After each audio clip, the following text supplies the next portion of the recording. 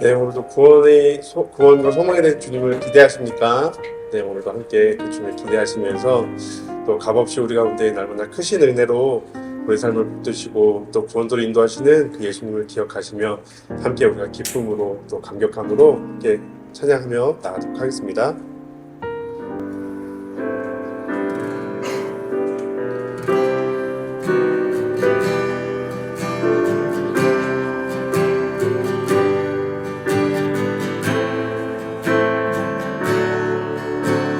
슬픈 마음이 있느냐? 슬픈 마음이 있느냐?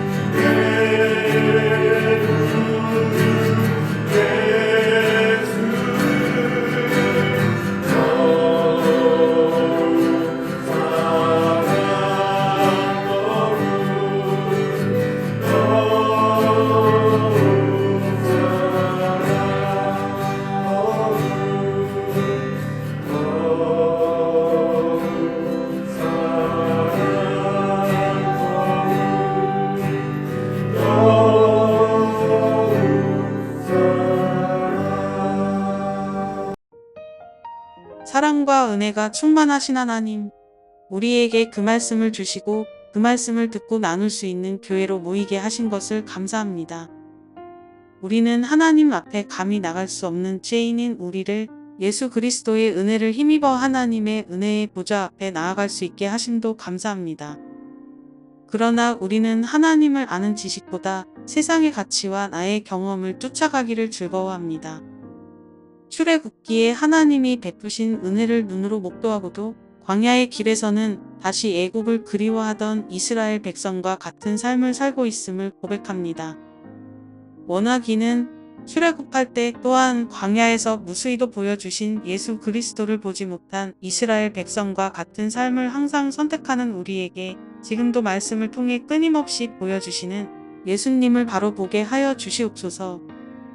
그리하여 구름 기둥 불 기둥으로 인도하여 마침내 약속의 땅에 계실 목자 되신 예수 그리스도의 인도를 따라 그 약속의 하나님 나라에 이르게 하여 주옵소서.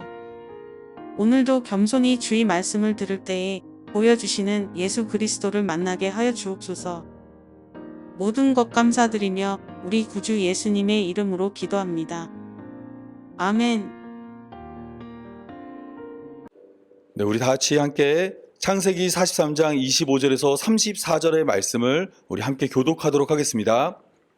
그들이 거기서 음식을 먹겠다 함을 들었으므로 예물을 정돈하고 요셉이 정오에 오기를 기다리더니 요셉이 집으로 오매 그들이 집으로 들어가서 예물을 그에게 드리고 땅에 엎드려 절하니 요셉이 그들의 안부를 물으며 이르되 너희 아버지 너희가 말하던 그 노인이 안녕하시냐 아직도 생존해 계시느냐. 그들이 대답하되 우리 아버지가 평안하고 지금까지 생존하나이다 하고 머리숙여 절하더라. 요셉이 눈을 들어 자기 어머니의 아들 자기 동생 베냐민을 보고 이르되 너희가 내게 말하던 너희 작은 동생이 이 아이냐. 그가 또 이르되 소자여 하나님이 내게 은혜 베푸시기를 원하노라. 요셉이 아우를 사랑하는 마음이 높아져 급히 올 곳을 찾아 아빠 옷으로 들어가서 울고 얼굴을 씻고 나와서 그 정을 억제하고 음식을 차리라 하매 그들이 요셉에게 따로 차리고 그 형제들에게 따로 차리고 그와 함께 먹는 애국 사람에게도 따로 차리니 애국 사람은 히브리 사람과 같이 먹으면 그 정을 입음이었더라. 그들이 요셉 앞에 앉되 그들의 나이에 따라 앉히게 되니 그들이 서로 이상히 여겼더라. 요셉이 자기 음식을 그들에게 주되 베냐민에게는 다른 사람보다 5배나 주매 그들이 마시며 요셉과 함께 즐거워하였더라. 아멘. 네, 우리는 계속해서 요셉의 이야기를 살펴보고 있습니다. 요셉의 이야기는 매주 말씀드리는 것처럼 전반부의 3가지 장소를 통해 요셉의 삶이 소개되었고 후반부는 3번의 여행을 통해 요셉의 삶이 소개되고 있습니다. 첫 번째는 베냐민 없이 야곱의 아들들이 애굽으로 갔던 여행이고 두 번째는 베냐민과 함께 야곱의 아들들이 애굽으로 간 여행입니다. 오늘은 바로 이 두 번째 여행에 대한 이야기를 함께 살펴보겠습니다. 오늘 본문은 창세기 43절에 속해 있습니다. 창세기 43절은 베냐민을 보내는 야곱의 결정이 소개되고 그 후에는 이집트로 여행을 떠나는 요셉의 형들의 모습이 소개되며 그 다음에는 요셉의 집 문 앞에서 자신의 무죄함을 토로하는 형들의 모습이 소개되고 오늘은 요셉과 함께 잔치를 하는 모습이 소개되고 있습니다. 우리 영상을 통해 오늘 본문의 내용 함께 살펴보겠습니다. 그들이 예물을 정돈하고 요셉을 기다렸어. 요셉이 집으로 오자 그들이 예물을 요셉에게 주고 땅에 엎드려 절했지. 루벤, 루벤, 루벤, 루벤. 루벤, 루벤, 루벤. 그리고 동생 베냐민을 보고 요셉이 이렇게 말했어. 요셉, 요셉, 요셉, 요셉, 요셉, 요셉, 베냐민. 요셉이 감정에 북받쳐 안방에 급히 들어가서 울었어. 요셉이 얼굴을 씻고 나와서 음식을 차리라고 했지. 요셉, 요셉, 요셉. 요셉이 그들을 나이에 따라서 앉혔고 형제들은 이상하게 생각했지. 요셉의 식탁을 따로 차리고 형제들도 따로 차렸어. 왜냐면 당시 히브리 사람과 이집트 사람이 같이 먹으면 부정하다고 생각하기 때문이야. 요셉이 자기 음식을 그들에게 주고 베냐민에게는 다른 사람들보다 6배를 주었어. 그들이 먹고 마시며 즐거워했어.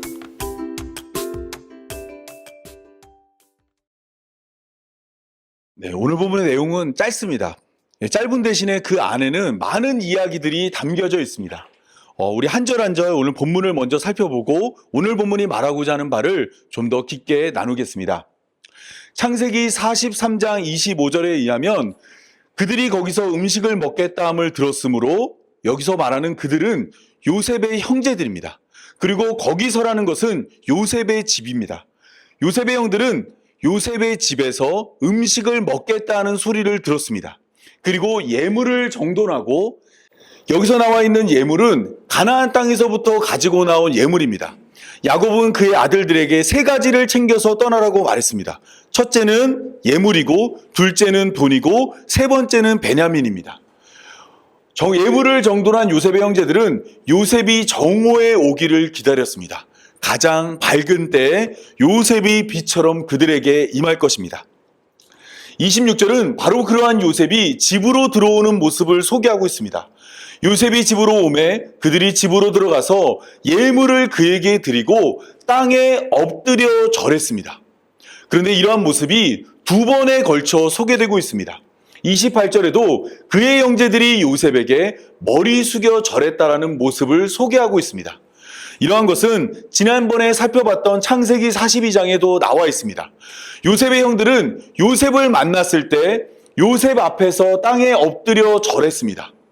그 순간 요셉은 그들에 대하여 꾼 꿈을 생각했습니다. 이 꿈은 무엇이냐면 요셉이 과거에 가족으로 대표되는 볕단이 자신에게 절을 했고 해와 달과 별로 소개되는 가족들이 자신에게 절했던 2번의 꿈을 떠올린 것입니다. 이 꿈을 떠올린 요셉은 그 꿈에 대한 해석을 하였습니다. 그 해석의 내용은 창세기 45장 7절에 소개됩니다.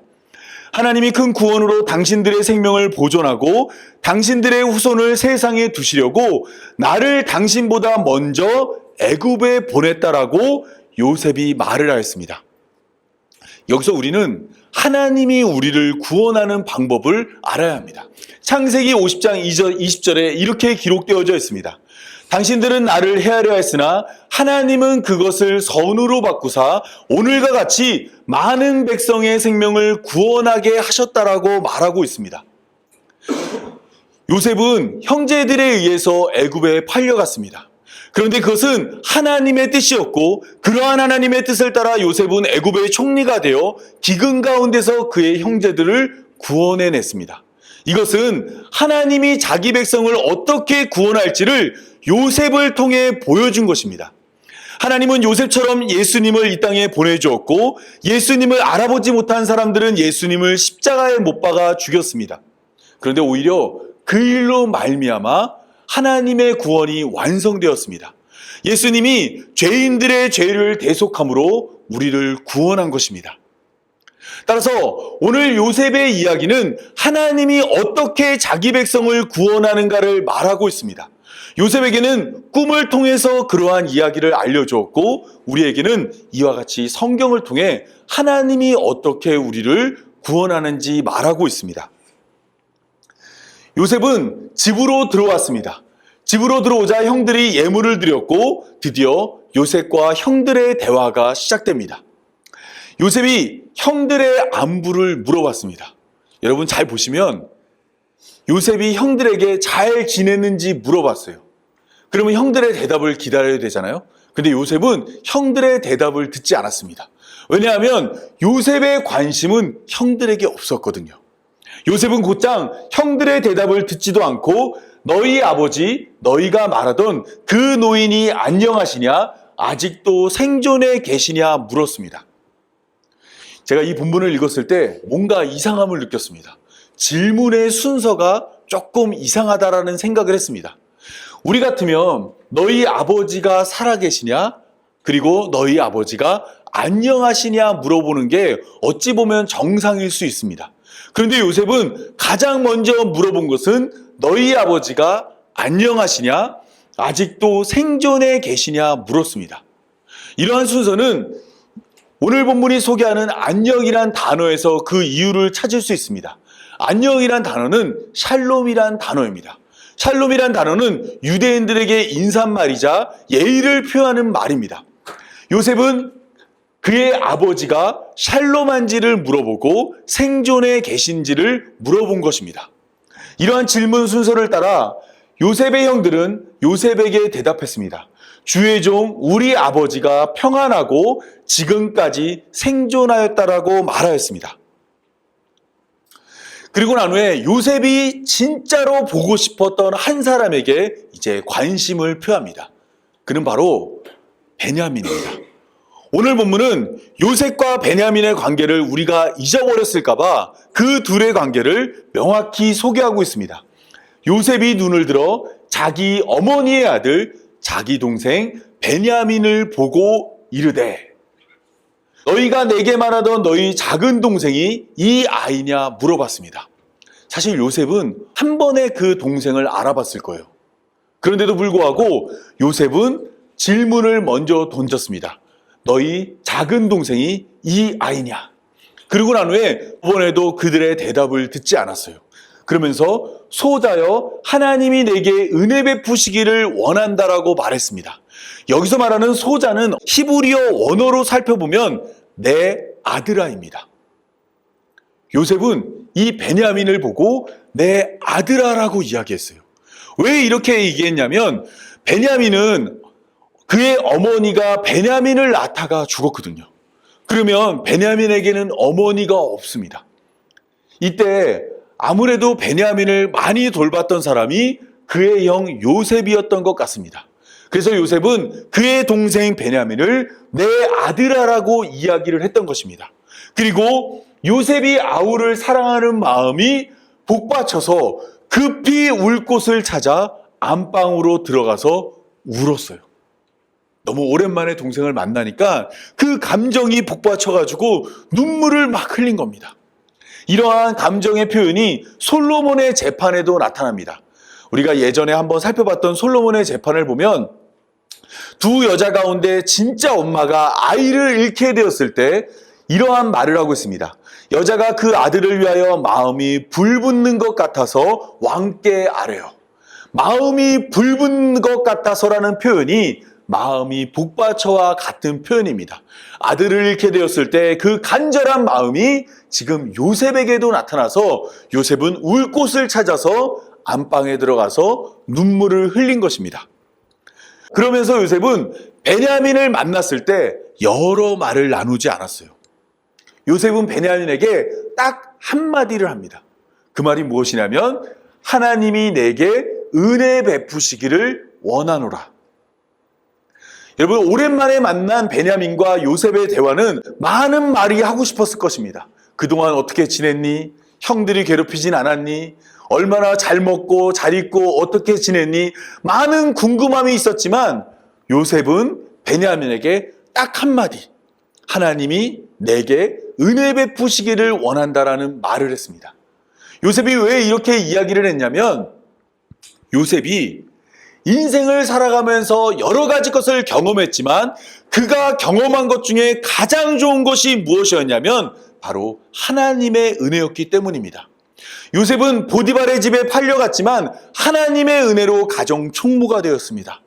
감옥에 갇혔지만 하나님의 은혜로 재반 사무를 담당하는 자가 되었습니다. 애굽에 팔려갔지만 그곳에서 하나님의 은혜로 애굽의 총리가 되었습니다. 요셉이 이와 같은 삶을 살면서 돌이켜보니까 삶에 있어 가장 좋은 것은 하나님의 은혜라는 것을 깨달은 겁니다. 그래서 요셉은 그의 사랑하는 아들 같은 동생에게 너에게 하나님의 은혜가 있기를 원한다라는 말을 했습니다. 우리가 잘 알고 있는 바울도 마찬가지입니다. 바울이란 사람은 원래 교회를 박해하던 자였습니다. 교회 다니는 성도들을 잡아서 옥에 가두고 심지어 죽이는 일을 했습니다. 그런데 하나님이 바울에게 나타나서 그에게 은혜를 베풀어 복음을 증거하는 자로 불러주었습니다. 이것을 알게 된 바울은 고린도전서 15장 9절에서 이런 말을 합니다. 나는 사도 중에서 가장 작은 자라 나는 하나님의 교회를 박해하였으므로 사도라 칭함받기를 감당하지 못할 자니라. 그러나 내가 나된 것은 하나님의 은혜로 된 것이니 내게 주신 그의 은혜가 헛되지 아니하여 내가 모든 사도보다 더 많이 수고하였으나 내가 한 것이 아니요 오직 나와 함께 하신 하나님의 은혜라고 말했습니다. 바울은 나의 나된 것은, 나로 내가 복음 증거자가 된 것은 나의 수고가 아니라 하나님의 은혜라 말했어요. 그리고 이것은 모든 복음 증거자가 똑같이 하는 말이었습니다. 11절에 의하면 그러므로 나나 그들이나 이같이 전파하매 너희도 이같이 믿었느니라. 모든 복음 증거자는 무엇을 전했냐면 하나님의 은혜를 전했다라는 겁니다. 바울이 인생을 겪어보면서 가장 좋은 것은 뭐냐면 은혜라는 것을 알았기 때문입니다. 바울에게도 요셉이 베냐민을 생각했던 것처럼 바울에게도 아들처럼 생각하던 한 사람이 있습니다. 그는 바로 디모데입니다. 디모데 전서를 시작하면서 바울은 그의 아들 같은 디모데에게 이렇게 말합니다. 믿음 안에서 참 아들 된 디모데에게 편지하노니 하나님 아버지와 그리스도 예수 우리 주께로부터 은혜와 긍휼과 평강이 내게 있을지어다. 디모데 전서를 시작하면서 바울은 그의 아들 같은 디모데에게 은혜가 내게 있기를 원한다라고 말했습니다. 그리고 디모데 전서를 끝내며 그 마지막 말로 디모데에게 은혜가 너희와 함께 있을지어다 라고 말했습니다.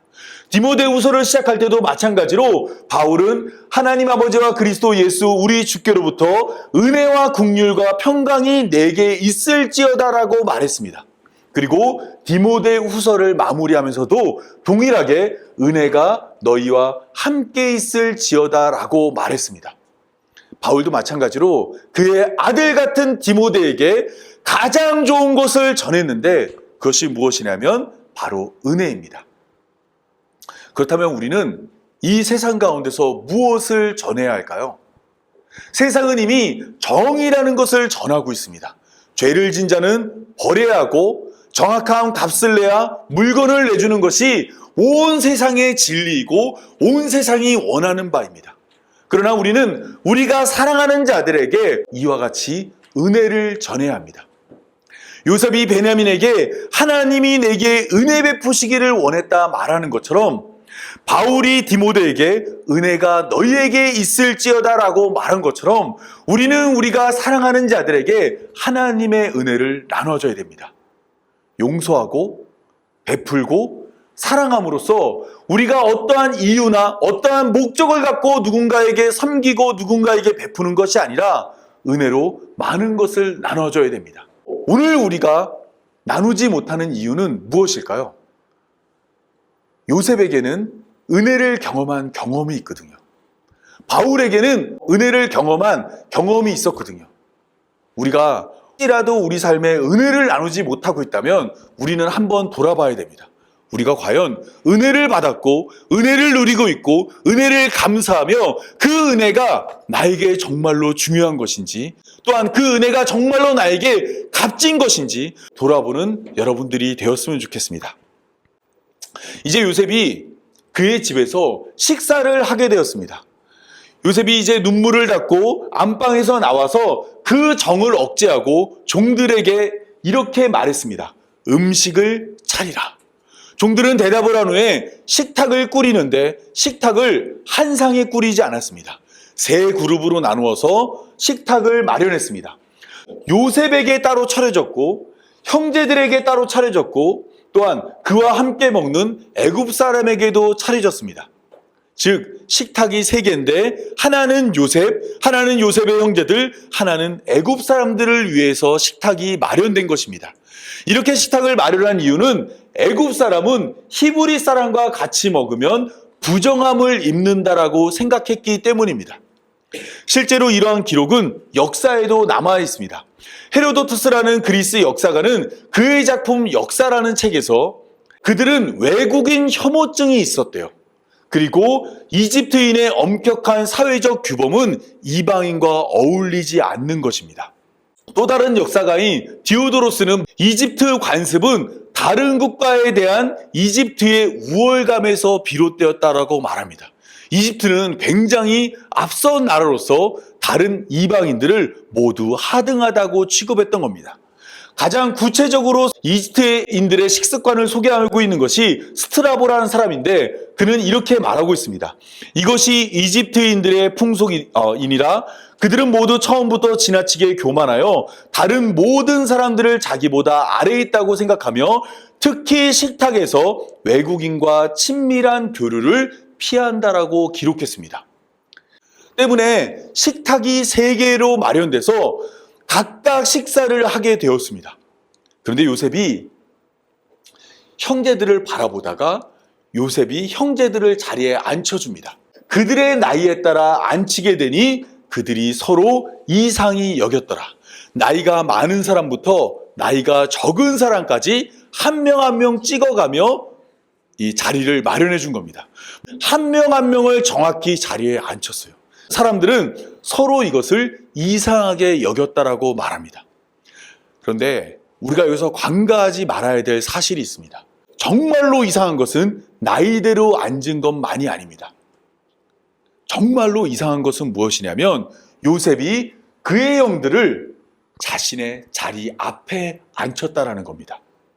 각각 식탁을 마련했는데 요셉은 그의 형들을 자기 앞에다가 순서대로 앉혔습니다.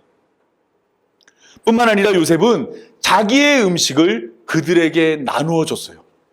요셉이 자기 음식을 그들에게 주되 베냐민에게는 다른 사람보다 5배나 주었습니다. 창세기 45장 21절을 보면 요셉은 그의 형제들에게 옷을 한 번씩 준 적이 있습니다. 그때도 요셉은 그의 동생 베냐민에게 은 300과 옷 5벌을 준 적이 있어요. 음식도 5배로 주었고 옷도 5배로 주었습니다. 왜 요셉은 계속해서 그의 동생 베냐민에게만 5배의 옷과 5배의 음식을 주었을까요? 이때가 언제냐면 기근이 7년 동안 있을 텐데 기근 2년 때입니다. 앞으로 기근은 몇 년 더 남았냐면 흉년이 아직 5해가 더 남아 있습니다.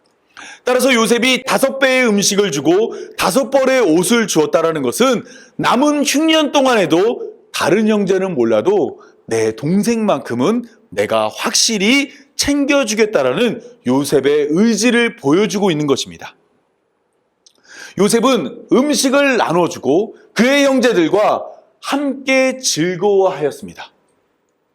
애굽 사람은 이방인과 함께 식사하지 않는다고 말했는데 요셉은 그의 형들과 함께 마시며 함께 즐거워했습니다.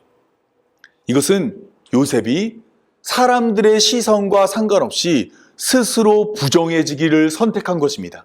그의 집에는 많은 사람들이 살고 있음에도 불구하고 요셉은 스스로 그의 형제들과 식사를 함으로 부정해지는 선택을 한 것이에요. 이런 모습은 누가복음 7장에 나와 있는 예수님의 모습과도 같습니다. 누가복음 7장 36절을 보면 한 바리새인이 예수께 나와 함께 밥 먹기를 청했습니다.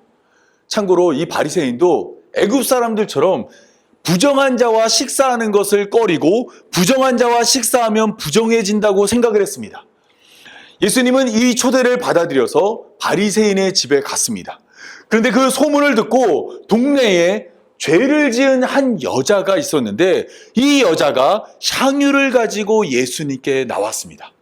그리고 예수님이 바리새인의 집에 앉아 계심을 알고 향유 담은 옥합을 가지고 와서 예수님의 발 곁에 서가지고 눈물을 흘리는 거예요.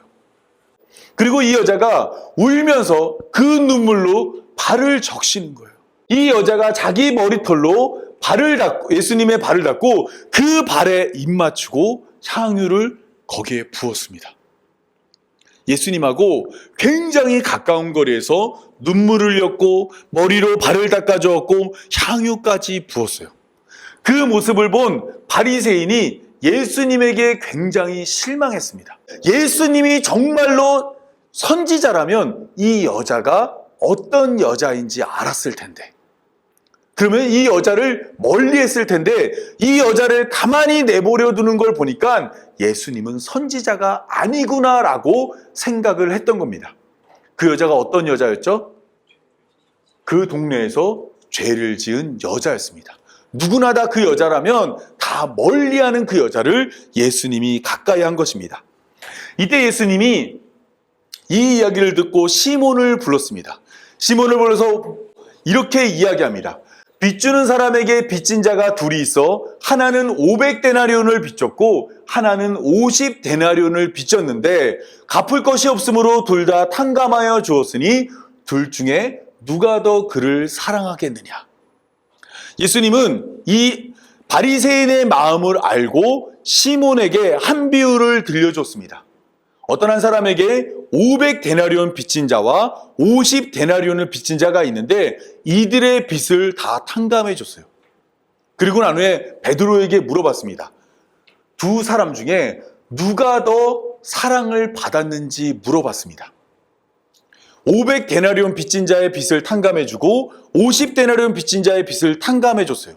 둘 중에 누가 더 사랑을 받은 걸까요? 500데나리온을 빚진 자가 더 많이 사랑을 받은 겁니다. 예수님은 내 판단이 옳다라고 말했습니다. 더 많이 탕감받은 자가 더 많이 사랑받았다라고 이야기하신 것입니다.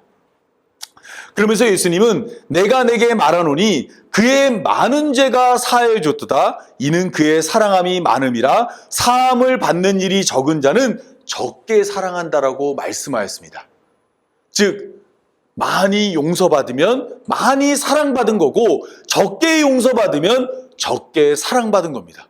그렇다면 동네의 모든 사람이 알고 있는 이 여자는 예수님으로부터 더 많은 사랑을 받게 된 겁니다.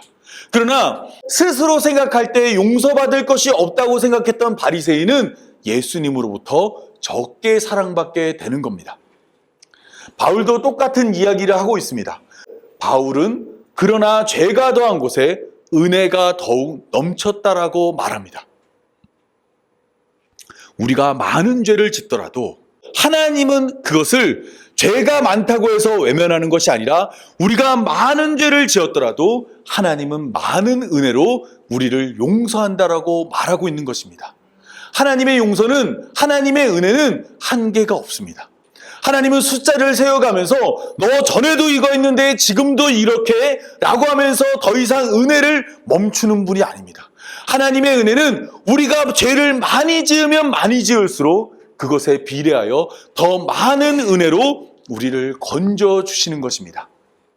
이처럼 죄가 더한 곳에 은혜가 많다라는 것은 많이 죄를 지은 자가 예수님을 믿으면 더 많이 사랑을 받는다라는 겁니다. 오늘 본문으로 돌아가서 여러분이 생각할 때 오늘 본문에서 가장 많이 사랑받은 자는 누구일까요? 요셉이 둘 중에 누구를 더 사랑했죠? 베냐민을 더 사랑했죠. 그런데 하나님의 눈으로 바라보고 교회의 눈으로 오늘 이 본문을 보면 둘 중에 더 많이 사랑받은 자는 누구일까요? 베냐민은 사랑받을 자격이 있는 자입니다. 베냐민은 요셉의 형제였어요. 어머니의 아들이었어요. 또한 잘못한 일도 없어요. 요셉을 애굽에 팔아넘길 때 가담한 일이 없습니다. 요셉의 그 잔치에 들어갈 만한 충분한 자격을 갖춘 자가 바로 베냐민입니다.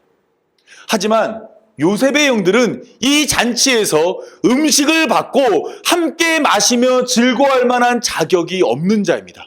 이들은 요셉을 애굽에 팔아넘겼습니다. 아버지에게 거짓말을 했습니다. 요셉을 찾지도 않았습니다. 그리고 마주한 요셉을 알아보지도 못했습니다. 그럼에도 불구하고 요셉은 그의 형 10명을 그의 잔치에 받아들여서 함께 식사를 하며 함께 마시며 즐거워했다고 이야기하고 있습니다. 하나님의 관점으로 본다면 오늘 더 많이 사랑받은 것은 베냐민이 아니라 바로 10명의 형들인 것입니다. 마태복음 22장은 바로 이러한 이야기를 하고 있습니다.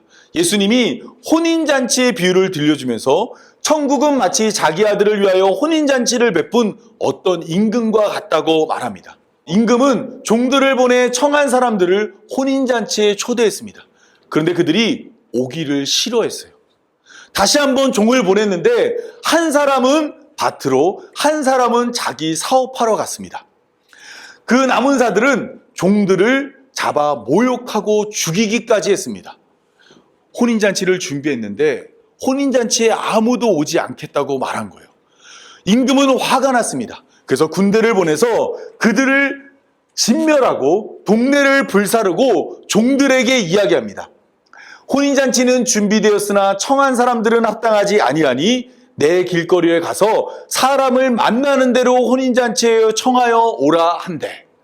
종들이 길가에 나가 악한 자나 선한 자나 만나는 대로 모두 데려오니 혼인잔치에 손님이 가득해졌습니다. 여러분, 우리는 첫 번째로 그 혼인잔치에 자격을 갖춰서 온 사람들이 아닙니다. 우리는 그 누구도 하나님 나라에 들어갈 만한 자격이 없습니다. 그럼에도 불구하고 오늘 우리가 교회가 돼서 이 자리 가운데서 하나님을 알고 하나님을 찬양하고 하나님께 기도할 수 있는 것은 우리가 그 은혜로 말미암아 혼인잔치에 초대받아 그 혼인잔치에 들어온 자가 되었기 때문입니다. 아무도 자격이 없지만 하나님이 악한 자나 선한 자나 상관없이 모두 불러준 이 자리 가운데서 우리의 모든 죄를 용서하여 건져 주었기 때문입니다. 여러분, 오늘 이 자리 가운데서 우리는 알아야 됩니다. 바로 우리가 그와 같은 놀라운 사랑을 받아서 죄가 더한 곳에 은혜가 넘치는 그 사랑을 받아서 다른 누구보다 더 큰 사랑을 받아서 구원받는 존재임을 깨닫는 여러분들이 되었으면 좋겠습니다. 제가 기도함으로 오늘 말씀 맺도록 하겠습니다. 우리를 은혜로 구원하는 하나님, 의지할 것 하나 없는 세상에서 변함없는 하나님의 사랑을 의지합니다. 죄를 용서받는 만큼 사랑받는다는 말씀을 따라 하나님이 우리를 얼마나 사랑하는지 알게 되었습니다. 태산처럼 높은 우리의 죄를 모두 덮을 만큼 사랑하는 하나님의 사랑을 통해 하나님 나라를 소망하오니 속히 하나님 나라로 우리들을 인도하여 주옵소서. 감히 상상할 수 없는 하나님 나라를 성경의 약속을 믿음으로 바라보오니 약속대로 우리를 구원하여 주옵소서. 서로 죽일 듯이 미워했던 자들이 예수님의 은혜로 한 상에 둘러앉아 웃고 떠들고 기뻐하며 식사하는 하나님 나라가 속히 임하게 하여 주옵소서. 이 모든 말씀 우리 구주 예수님의 이름으로 기도합니다. 아멘. 함께 말씀을 기억하시며 찬양하겠습니다.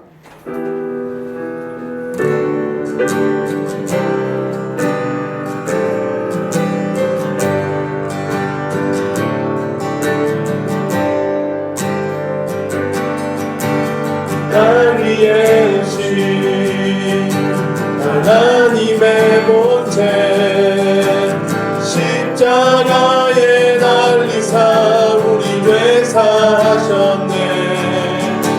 하나님이 그를 지극히 높여 모든 이름 위에 뛰어난 이름을 주사 우리 예수 이름 앞에 절하고